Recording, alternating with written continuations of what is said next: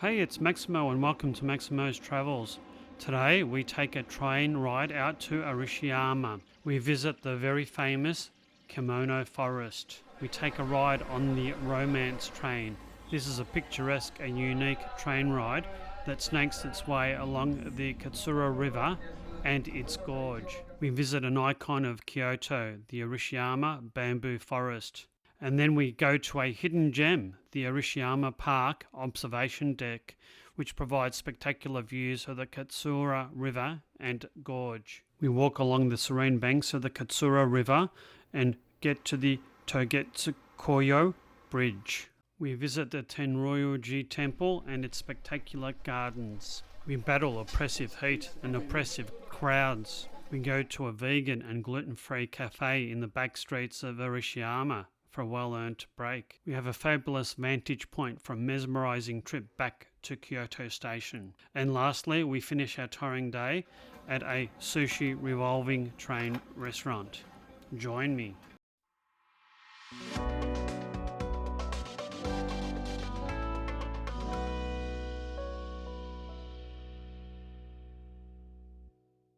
We jumped on the Sanin line and made the 11-kilometre and 24-minute journey from Kyoto Station to the Saga Arashiyama Station. The Arashiyama area is famous for the bamboo forest, but we were going to the Kimono Forest first.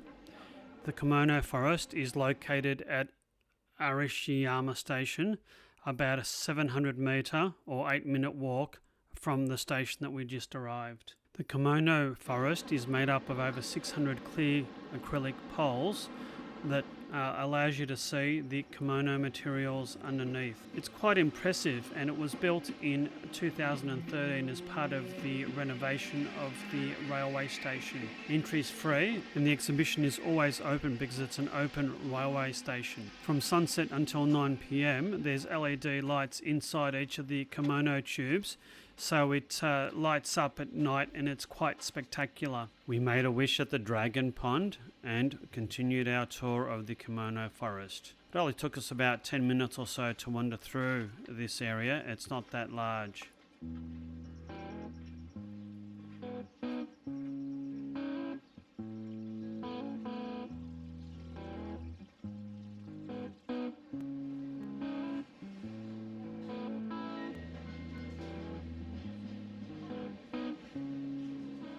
There's even a footpath you can use at the station for a nominal fee. We finished up at the Kimono Forest and then headed back to the original train station that we arrived, the Saga Arashiyama Station. Right next door to the station, in this nondescript brown brick building, was a Saga Torokko Station, the departing point of the Sagano Romantic Train. This is one of the main destinations of our trip out here. We took a seat in the station building and waited for our train. As you can see, there was quite a queue of people trying to get tickets on the day. We were fortunate in that we pre-booked our tickets. You can do this at any JR station ticketing store anywhere in Japan.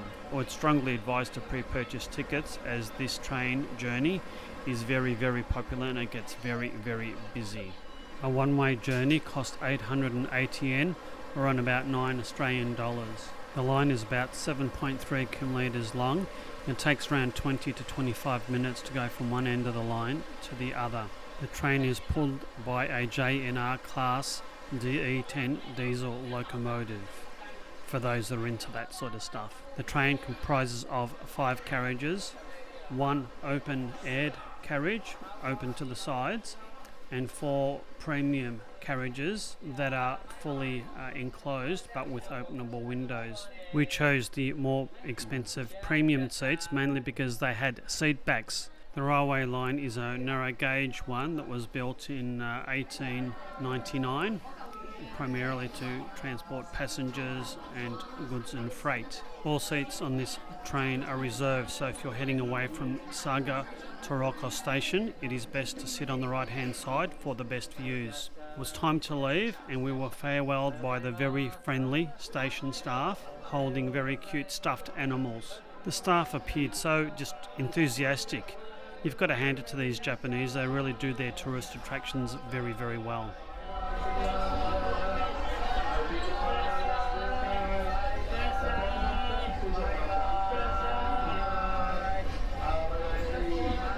What surprised me was the first couple of kilometres of this train journey was shared with the normal high-speed regional train services. Didn't take us long until we were in the gorge, however. The other thing that struck me was whilst there was fantastic scenery and romantic scenery at that, the actual train ride was super uncomfortable, and the actual train ride was somewhat uncomfortable. The seats were quite narrow. It was quite squeezy having both Joe and I sit side by side. We're both not small people, and there wasn't much hip room or shoulder room. The seats were quite hard and rigid and were quite unforgiving. So we were lucky that the journey was only 25 minutes long, and we're glad we didn't book the return trip back on this train. The other thing that was somewhat unromantic was just the sheer level of noise inside the train carriage. Not only was the train quite rickety and loud, there was quite loud Japanese commentary for the whole duration of the journey.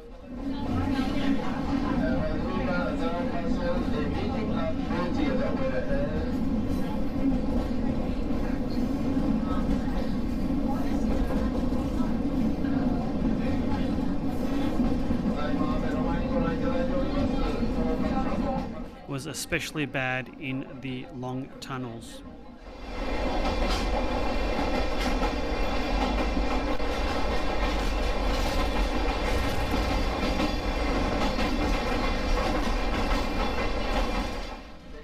The scenery of the gorge was absolutely stunning.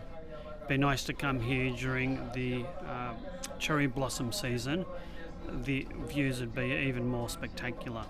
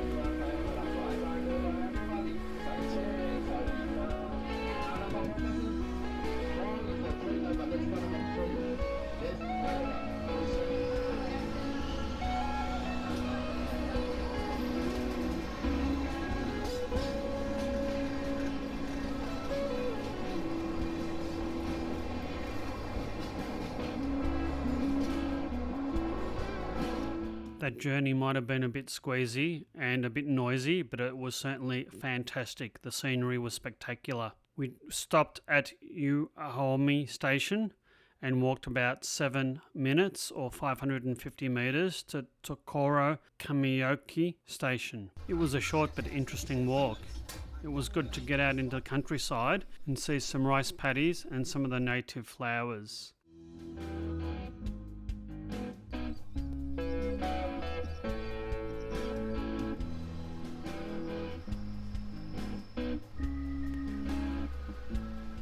We arrived at the station and only had to wait a couple of minutes until our train to the Saga Arashiyama Station arrived. This is a short 7.3 kilometre journey that took around 10 minutes, stopping all stations, and the cost was only 200 yen. An absolute bargain, I think.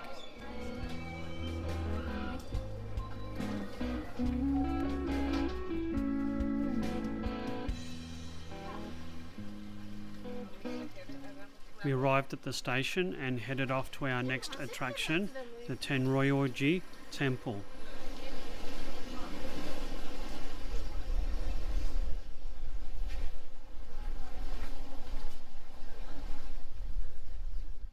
It's quite a long walk down a fairly narrow path to the temple complex proper, and on the way you pass a number of smaller temples and halls with their smaller gardens. The temple was built in 1339 and it's been rebuilt 8 times because of its destruction due to fires over the centuries. It's also a UNESCO World Heritage Site, one of so many in Japan and in Kyoto especially. We wandered around the temple grounds and gardens and just stopped by and had a look at all the different halls and minor temples. Incidentally, we were here in 2017, but it was during a typhoon, and that's why we came here again. But I've got to admit, some of the pictures that we took in 2017 are very dramatic and moody, but we didn't get a chance to walk around, so we did that this time.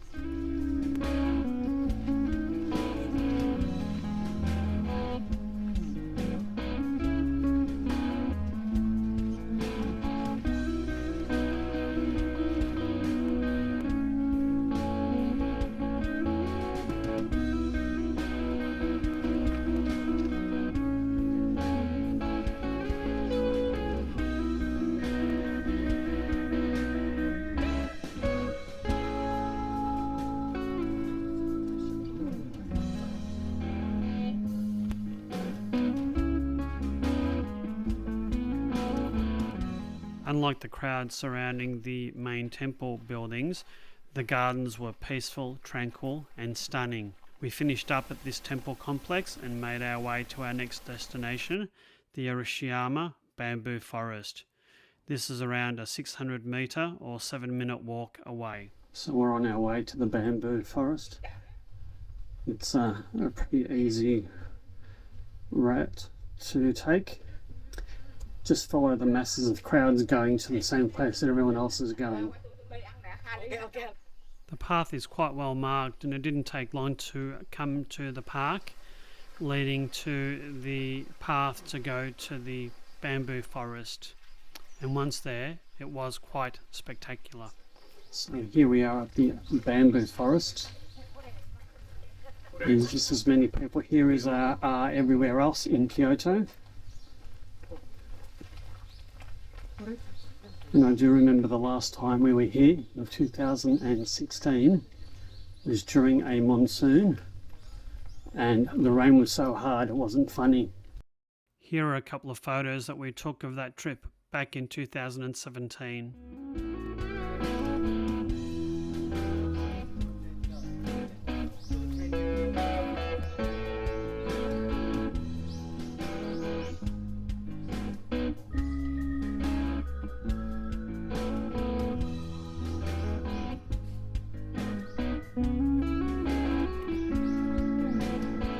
We had a walk through here and we decided to go to what I consider to be one of Kyoto's hidden gems. This is the Arashiyama Park observation deck.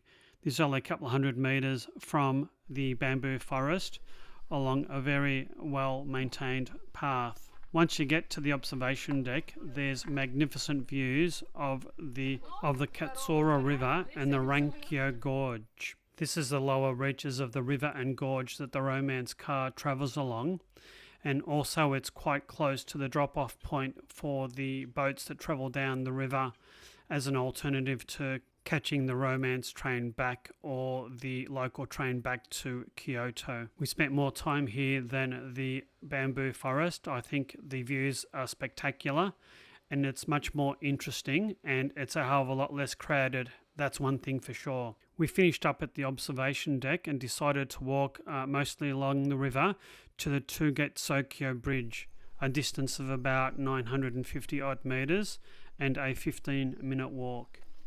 Most of the path was quite passable, but there were quite a few stairs in places, so this wouldn't be a suitable path for wheelchairs or mobility impaired persons. Alright, we're down to the path. And here is the river. Quite spectacular, really.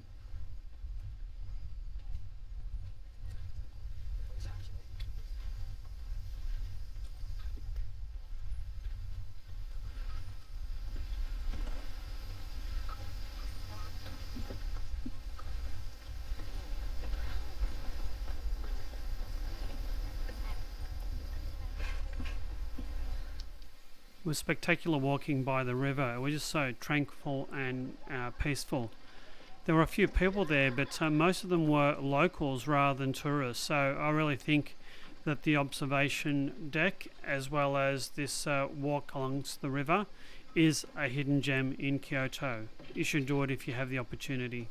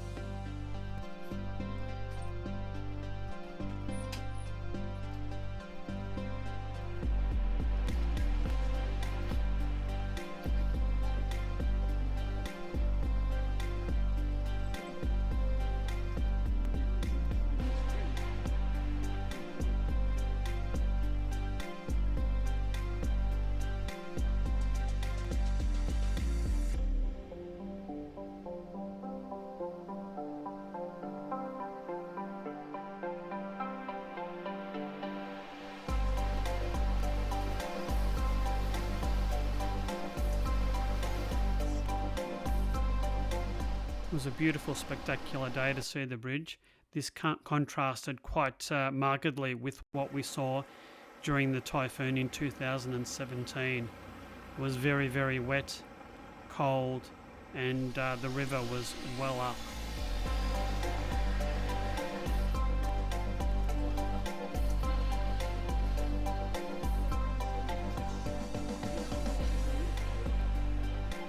That was a fairly big day of touring, and we decided to slowly make our way back to our hotel at Kyoto Station. There's so much to see in the Arashiyama area. There's quite a few shrines and temples to see in the area. In 2017 we went to the Jōjakkō-ji Temple and Pagoda area. This is only about a 400 metre or 5-minute walk away from the bamboo forest, and it's a truly stunning temple complex set on the slope of a hill.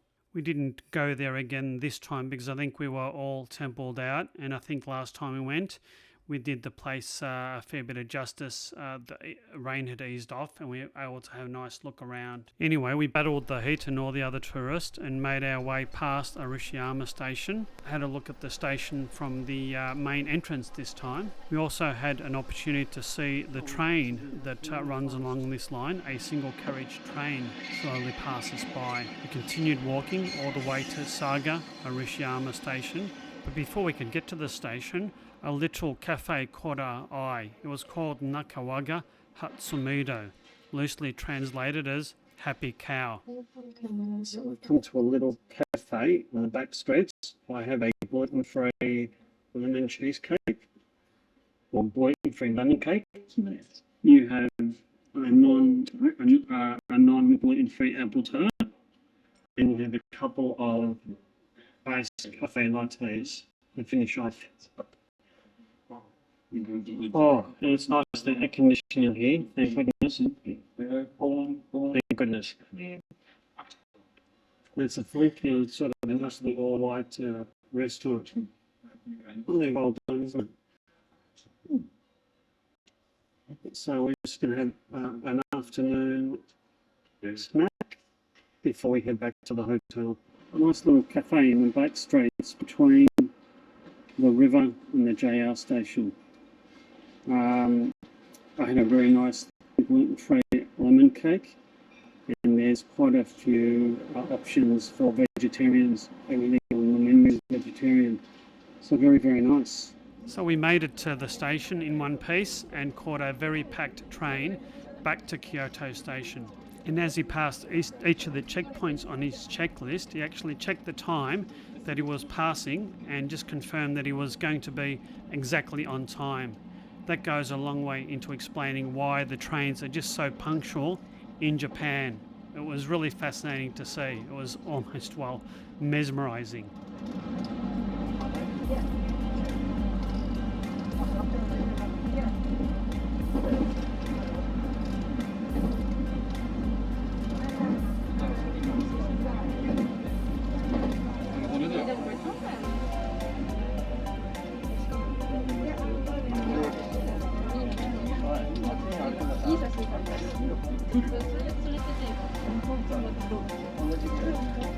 After that fascinating train ride, we arrived back at Kyoto Station and our hotel. We had a bit of a rest and then we headed off for dinner. Dinner was at the sushi revolving train once again. Fantastic food there, fantastic. It was a long, hot but fabulously fantastic day touring Arashiyama in Kyoto. I do hope you've liked this video. Please hit the like and subscribe buttons and hit that notify bell to be notified of future videos. And if you'd like to support my channel, consider buying me a coffee.